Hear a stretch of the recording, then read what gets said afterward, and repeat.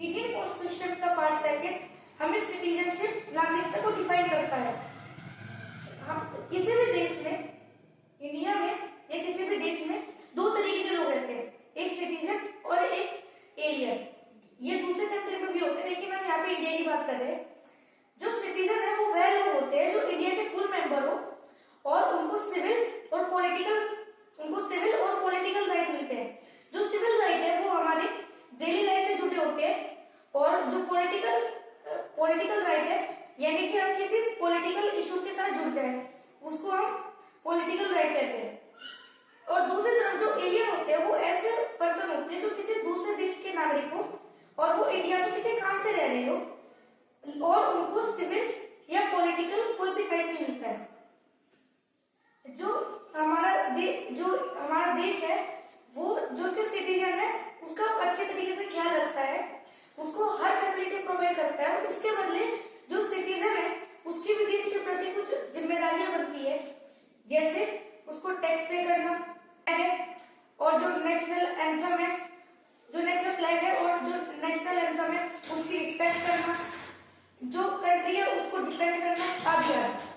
जो part second है उसके अंदर आर्टिकल 5 to 11 है। इसका फिफ्थ आर्टिकल यह कहता है कि before the date of commencement of the constitution, कि जिस दिन हमारा कॉन्स्टिट्यूशन लागू हुआ है उस दिन कौन कौन इंडिया का सिटीजन होगा। कि इसके अंदर जब ब्रिटिशर भी रहते थे और बाकी लोग भी रहते थे, तो उसमें यह हुआ कि हमारे देश का सिटीजन कौन होगा। तो इसके अंदर 3 क्लॉज रखे गए कि पहला कि उस पर्सन का जन्म इंडिया में हो, जैसे कि हमारे एंसेस्टर दादा परदादा। इसका सेकंड क्लॉज ये कहता है कि वो जो पर्सन है उसका कोई पेरेंट इंडिया में जन्म हुआ हो, जैसे कि मान लीजिए कोई पर्सन है उसका जो जन्म है वो इंडिया में हुआ है लेकिन वो किसी दूसरे देश में रह रहा है, उसने वहां की लड़की से शादी करी तो उसके बच्चे हुए, तो जो वो बच्चे हैं उनके सिटीजनशिप का क्या होगा।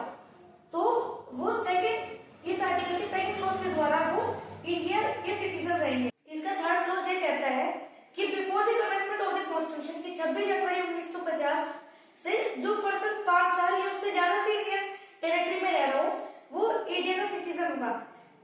इसी बेसिस पे भी कई ब्रिटिशर्स को इंडिया की सिटीजनशिप मिली है। अगर आप आर्टिकल 5 को आसान भाषा में समझे तो जिस पर्सन का जन्म इंडिया में हुआ हो, उसके किसी पेरेंट का जन्म इंडिया में हुआ हो, या वो 5 साल से ज्यादा से इंडियन टेरिटरी में रह रहा हो, वो इंडिया का सिटीजन होगा। धन्यवाद।